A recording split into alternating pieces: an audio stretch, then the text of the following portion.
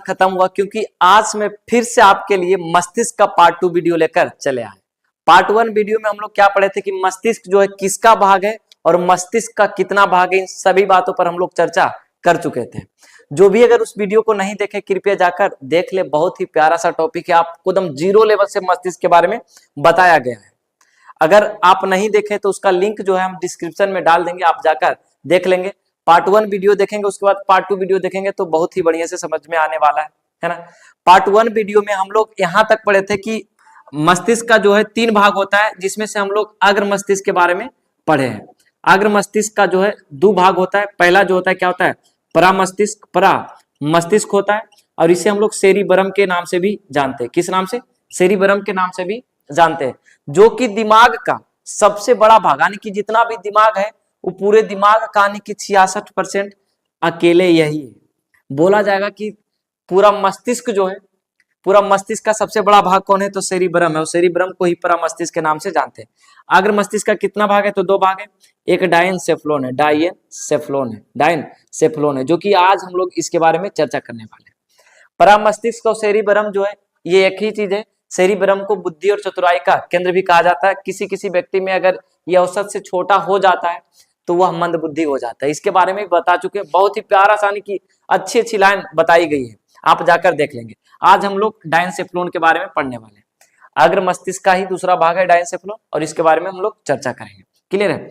तो अगर डायनसेफ्लोन की बात की जाए तो डायनसेफ्लोन जो है ना, यह अग्र मस्तिष्क का छोटा सा भाग है। यह जो डायनसेफ्लोन है, अगर आपसे बोला जाए कि डायनसेफ्लोन क्या है, तो यह अग्र मस्तिष्क का छोटा सा भाग है।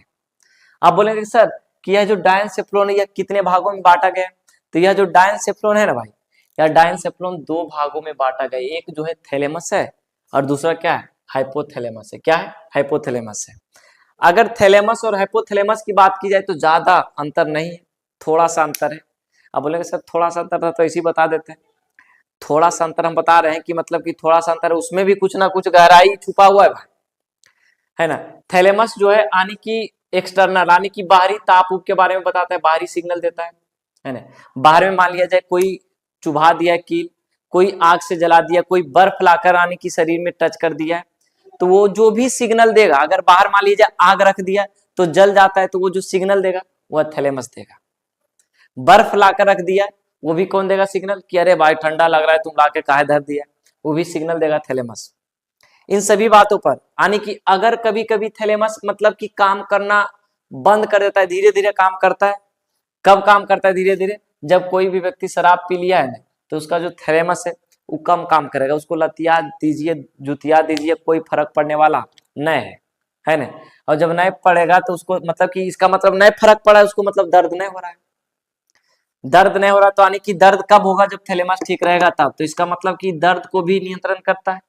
किसको नियंत्रण करता है? दर्द को। जैसे लिखा है यह कम या अधिक ताप के आभास तथा दर्द और रोने जैसी क्रियाओं का नियंत्रण करता है। बोलेगा सर कि रोने पर भी नियंत्रण यही करता है थैलेमस। अगर आप रोना चाह रहे हैं, रो नहीं पा रहे हैं, तो भी किसका काम है? थैलेमस का, है ना। कभी कभी होता है इतना कठोर होता है कि उसका कोई भी मर जाए तो कोई फर्क पड़े वाला नहीं, रोबे न करता है।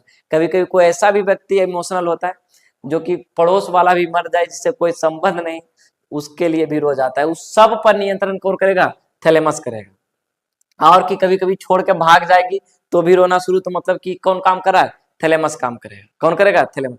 थैलेमस जो है यानी कि दर्द को भी आभास मतलब कि दिलाता है कि आपको दर्द हो रहा है और कहाँ हो रहा है। कौन बताता है? तो थैलेमस बताता है। तो हम बोले कि अगर शराब पिएगा तो थैलेमस कम, और जब नशा आ जाएगा, थैलेमस पीने का मतलब कि शराब पीने के बाद थैलेमस जो है यानी कि कम काम करेगा। क्यों? क्योंकि नशा आ जाएगा, और नशा आ जाएगा तो थैलेमस कम काम करेगा, तो लतिया देगा, फटिया देगा, जुतिया देगा, यहाँ तक जला भी देगा, तो आपको दर्द नहीं होगा। कब दर्द होगा? जब आप नशा से मुक्त हो जाएगा, यानी कि नशा खत्म हो जाएगा, तब जाके आपका थैलेमस एक्टिव होगा, और तब पता चलेगा अरे भाई लगता है इधर भी मारा है, उधर भी मारा है। इस तरह से आप बोलने लगेंगे। आप पूछेंगे कौन मारा था भाई, तो उस समय तो बोलेगा काहल बतावे, अभी तो होश में, अभी जाके तुम लतिया दे, हो सकता है वो पिया रहे, यानी कि नशा में रहे। तो इसे सब जो काम करे थैलेमस, मतलब कि कुल मिला कह सकते हैं डायनसेफ्लोन जो है ना, ये कुल मिलाकर मतलब हम लोग का जो भी व्यक्ति है उसका नेचर बताता है। क्या बताता है? नेचर बताता है ना। कि डायन मतलब कि थैलेमस खत्म हो गया। अब आता है हाइपोथैलेमस की बात। हाइपोथैलेमस से थोड़ा इसको मतलब कि इससे पहले इसको देख लेते हैं मास्टर ग्रंथि क्यों लिखा गया है। अगर पूछा जाए कि मानव शरीर में मतलब कि सबसे बड़ी ग्रंथि कौन है, तो यकृत है। अगर छोटी ग्रंथि की बात की जाए तो कौन है, मतलब कि पीयूष ग्रंथि। और पीयूष ग्रंथि को 2-3 नाम से जाना जाता है। पीयूष तो ऐसे जनरली आदमी भी नाम है, तो कोई मतलब वो नहीं जिसका नाम वो ग्रंथि न है। पीयूष ग्रंथि, मास्टर ग्रंथि और पिट्यूटरी ग्रंथि, है ना। मानव शरीर में 3 गो ग्रंथि, सबसे बड़ा यकृत और दूसरी सबसे बड़ी ग्रंथि अग्नाशय और सबसे छोटी तो पिट्यूटरी ग्रंथि। ये कहाँ स्थित होता है, मतलब कि पिट्यूटरी ग्रंथि यानी कि मास्टर ग्रंथि तो लिख दिए, तो इसका भी तो कहीं ठौर ठिकाना होगा कि कहाँ पर स्थित होता है। तो यह जो है स्फेनाइड नामक हड्डी के एक गड्ढे में स्थित होता है। अगर आपसे पूछा जाए कि यह जो मास्टर ग्रंथि कहाँ स्थित होता है तो आप क्या जवाब देंगे, तो इस ससुरा जो है यानी कि स्फेनाइड नामक हड्डी जो है यानी कि उसके उसमें एक गड्ढा होता है, उसी में यानी कि स्थित होता है। और उस गड्ढे को नाम जो है क्या है, सेल टार्सिका है। क्या है, सेल टार्सिका है। क्या है, सेल टार्सिका। और यही सेल टार्सिका जो है डायनसेफ्लॉन से क्या होता है, जुड़ा होता है। क्या होता है, जुड़ा होता है। बोलेगा कि यानी कि वह कौन सा ग्रंथि जो डायनसेफ्लॉन से जुड़ा है, तो वह मास्टर ग्रंथि। और मास्टर ग्रंथि को पीयूष ग्रंथि भी कहते हैं, पिट्यूटरी ग्रंथि भी कहते हैं। अगर इसका वजन की बात की जाए ना, अगर वजन की हम बात कर ले तो इसका वजन जो है 0.6 ग्राम होता है। अगर आपसे कभी भी एग्जाम में पूछा जाए, कोई भी एग्जाम हो, अगर आपसे पूछा जाए कि पिट्यूटरी ग्रंथि, मास्टर ग्रंथि या तो पीयूष ग्रंथि जो भी है उसका वजन कितना होता है, तो 0.6 ग्राम होता है। क्लियर है। इसलिए यानी कि यहाँ पर मास्टर ग्रंथि का चर्चा कर लिए क्योंकि इसका जो संबंध है किससे है, डायनसेफ्लॉन से यानी कि अग्र मस्तिष्क से। अब बात करें कि अग्र मस्तिष्क का जो दूसरा भाग डायनसेफ्लॉन है, इसका दूसरा भाग हाइपोथैलेमस है। यह जो हाइपोथैलेमस जो है ये हमारा नेचर डिसाइड करता है। क्या करता है, नेचर डिसाइड करता है कि आप किस ढंग के आदमी हो, मतलब संत वाला आदमी हो कि लंठ वाला आदमी हो। लंठ कहने का मतलब कि एकदम हरामी किस्म का तो आदमी नहीं है। मतलब कि हाइपोथैलेमस जो है कभी जाग जाता है, मतलब कि ऐसे तो सब में रहता है, लड़का में भी रहता है और लड़की में भी रहता है, लेकिन लड़की में जो हाइपोथैलेमस जो है वो कम एक्टिव होता है, और जबकि लड़का में जो हाइपोथैलेमस क्या होता है, अधिक एक्टिव होता है। अब लड़काओं में कैसे पता लगे कि हाइपोथैलेमस एक्टिव है, तो जब कभी भी आप बैठल है साथ में, अगर बगल से कोई लाल पियर हरियर पहन के निकल जाए और उसको अगर आपको जो भी पास पड़ोस वाला है अगर घूर के जब तक दिख रहा है तब तक अगर देखते तो समझ जाना कि उसका हाइपोथैलेमस क्या है, एक्टिव है। काहे कि वो किसके चक्कर में लगा है, लाल पियर हरियर के चक्कर में। अब वो बात है, अब यहाँ से जब देखने लग गया, लड़की तो हाइपोथैलेमस एक्टिव होता ना रावेन करता है तो देखेगा कि पलट के नहीं देखता है, और नहीं देखता है तो समझ जाता है कि क्या खा रही, भाव खा रही है। क्या खा रही, भाव। वैसा कुछ बात नहीं होता, उसका एक्टिवे कम होता है। और जबकि लड़का का जो हाइपोथैलेमस जो है अधिक एक्टिव होता है। और जब आप बताइए कि 5-10 गो आदमी के बीच में बैठल रहिएगा और गलती से आने की पापा परी निकल जाए और आप उसको एकदम आराम से टक लगा के देखते रहे, वाह वाटा गर्ल वाटा, मतलब जो भी है जो आप उच्चारण करते हैं अगर उसका उच्चारण करके बोलते रहिएगा तो 10 आदमी आपको बोलेगा कि दुनिया का सबसे महान व्यक्ति है जो कि इस पापा की परी के चक्कर में पड़े हुए हैं, है ना। तो ये कौन पढ़ाता है, आप नहीं पढ़ते हैं। ये सब हाइपोथैलेमस के कारण होता है। ये हाइपोथैलेमस कब एक्टिव होता है, जब आने की ज्यादा आप मसालेदार या तो ज्यादा आने की लहसुन या तो जो भी गर्म चीज है उसका प्रयोग अगर कर रहे हैं तो हाइपोथैलेमस जो है एकदम जाहिर सी बात है ज्यादा एक्टिव हो जाता है। आप एक बात गौर करते होंगे कि जो भी साधु संत है वो आने की ये मतलब कि ज्यादा ना तो मसालेदार खाएंगे, ना तो मतलब कि लहसुन खाएंगे, ना तो प्याज खाएंगे। जो भी गर्म चीज है, जो भी गर्म आने की शरीर के लिए है उसका प्रयोग साधु जो है नहीं करते। अगर करने लग गए भाई तो उनका भी हाइपोथैलेमस ज्यादा एक्टिव होगा। अब ज्यादा एक्टिव होगा तो साधु से संत बने हैं, और संत से जैसी हाइपोथैलेमस एक्टिव हो जाएंगे तो वो लंठ बन जाएंगे। मतलब लंठ खाने का मतलब कि वो साधु रहेंगे ही नहीं, उनका भी ध्यान कहाँ भटक जाएगा, तो वो पापा का परी या तो विश्व सुंदरी जो भी आप कहिए उनका फेरा में पड़ जाएंगे। मतलब वो है ना, वो साधु जो है जिनको क्या कहते हैं आसाराम है, उनके जैसा बन जाएंगे, है ना। तो ध्यान से देखेंगे कि हाइपोथैलेमस जो है भाई ये हमारा यानी कि नेचर डिसाइड करता है कि आप किस किस्म के आदमी। यहाँ पर देखिए यह जो है हाइपोथैलेमस जो है यह अग्र मस्तिष्क का पिछला भाग है। मतलब ये नहीं समझना है कि मस्तिष्क का पिछला भाग है, ये आगे वाला जो मस्तिष्क है ना उसका पिछला भाग है। हाइपोथैलेमस जो है अग्र मस्तिष्क का पिछला भाग है। बोल रहा है कि यह जो अंतःस्त्रवी ग्रंथियों से स्रावित होने वाले हार्मोन को नियंत्रण करता है। मतलब कि जो अंतःस्त्रवी ग्रंथि है ना, उन सभी ग्रंथियों से जो भी हार्मोन आने के स्रावित होंगे, उन सभी चीजों को क्या करेगा, यह नियंत्रित करेगा। अगर नियंत्रित नहीं करेगा तो पता है क्या क्या हो जाएगा, एकदम पूरे पलाने चौपट हो जाएगा। जैसे कि मान लीजिए टेस्टोस्टेरोन हार्मोन है, इससे सभी जो है यानी कि इन सभी हार्मोनों पर नियंत्रित कौन करता है, हाइपोथैलेमस। अगर ये टेस्टोस्टेरोन हार्मोन का अगर बहाव ज्यादा हो गया तो ये ज्यादा मतलब कि पापक परिक फेरम लगल रहेगा, सब एकदम गड़बड़ा देगा। तो ये नियंत्रित नहीं करेगा तो बिल्कुल गड़बड़ हो जाएगा, है ना। तो यानी कि बोल रहा है कि यह अंतःस्त्रवी ग्रंथियों से स्रावित होने वाला हार्मोन का नियंत्रण करता है और इसी पर डिपेंड करता है। मतलब यह नेचर कैसे डिपेंड करता है, ये अगर ठीक ठाक है तो भूख भी ठीक है, प्यास भी ठीक है, अंदर का जो शरीर का ताप है वो भी ठीक रहेगा, प्रेम, घृणा, गुस्सा, खुशी इत्यादि का केंद्र है। मतलब हाइपोथैलेमस जो है, अगर हाइपोथैलेमस ज्यादा ठीक है तो खुश रहेंगे। अगर हाइपोथैलेमस के कारण क्या होता है, मतलब कि पापा परिक फेरम लगल रहते हैं, मतलब कि जो भी लाल पियर हरियर है उसके फेरम लगा हुए रहते हैं। तो मतलब कि अगर वो कुछ बोल दिया, अगर ठीक से बोला है तो खुशी में, काहे कि हाइपोथैलेमस ठीक है उसका, तो यानी कि ठीक से बोलेगा तो खुशी में रहेगा। अगर कुछ गड़बड़ कर दिया तो हाइपोथैलेमस थोड़ा जागेगा तो गुस्सा आ जाएगा, आप नाराज भी हो जाएंगे, फिर और भी ज्यादा आपको परेशानी कर दिया, यानी कि छोड़ के बगल वाला के साथ अगर निकल गया पतली गली से तो आपको क्या हो जाएगा, उससे घृणा हो जाएगा, मतलब हेट हो जाएगा। आप बोलने लगे कि आई हेट यू, जो प्रयोग करते हैं। और लेकिन उससे पहले अगर बढ़िया से बात विचार जो चल रहा है तो आप प्रेम आने की उससे हो जाएगा, यानी कि बोले कि आई हेट यू ने आई लव यू का प्रयोग करने लग जाते हैं। सब करामत किसका है, तो हाइपोथैलेमस का करामत है ना। इन सभी चीजों पर, भूख पर नियंत्रण कौन करेगा, तो हाइपोथैलेमस करेगा। प्यास पर नियंत्रण कौन करेगा, तो हाइपोथैलेमस करेगा। ताप पर नियंत्रण कौन करेगा, तो हाइपोथैलेमस करेगा। लेकिन हाइपोथैलेमस जो है किस तरह के ताप पर नियंत्रण करता है, तो यह जो है यानी कि आंतरिक तापों पर नियंत्रण करता है। थैलेमस हाइपोथैलेमस में क्या है, थैलेमस बाहरी ताप पर नियंत्रण करेगा और हाइपोथैलेमस आंतरिक ताप पर नियंत्रण करेगा, एकदम ध्यान रखेंगे। अब दूसरा बात बोला जा रहा है कि यह कार्बोहाइड्रेट एवं वसा के उपापचयी पर भी नियंत्रण करता है। मतलब कि कार्बोहाइड्रेट जो भी शरीर में है या वसा है, उसको उपापचयी करने के लिए उसको भी नियंत्रण कौन करता है, तो हाइपोथैलेमस करता है। भाई कौन करता है, हाइपोथैलेमस करता है, इसमें नो डाउट वाली बात होनी चाहिए। आपसे कहीं भी मस्तिष्क से पूछ दे, कहीं से भी प्रश्न, आपको कोई भी एग्जाम में एक भी प्रश्न छूटने वाला नहीं, क्योंकि आपको एकदम पूरा डीप से पढ़ा रहे हैं, एक एक पॉइंट को आने की नोट करवा रहे हैं और एक एक पॉइंट को समझा रहे हैं, समझने में कोई परेशानी भी नहीं होना चाहिए। भाई आगे बोला है कि यह रक्त दाब, पसीना, जल पर भी नियंत्रण करता है।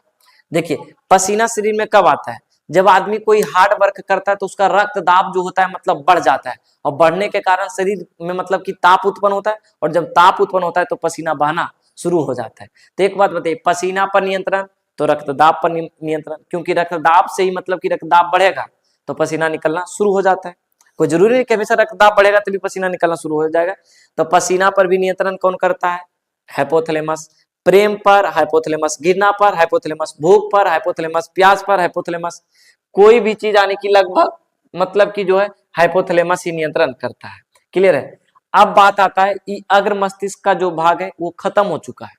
अब हम लोग थोड़ा चर्चा कर लेते हैं किसके बारे में, मध्य मस्तिष्क के बारे में। इससे पहले आपको थोड़ा फिर से समझना है, थैलेमस बाहरी ताप को नियंत्रण करता है, हाइपोथैलेमस आंतरिक ताप को नियंत्रण करता है। अगर आपसे पूछा जाए कि सबसे छोटी ग्रंथि मानव शरीर का कौन है, तो मास्टर ग्रंथि, पिट्यूटरी ग्रंथि, पीयूष ग्रंथि, तीनों एक ही चीज है, इन्हीं के नहीं तीनों अलग अलग है।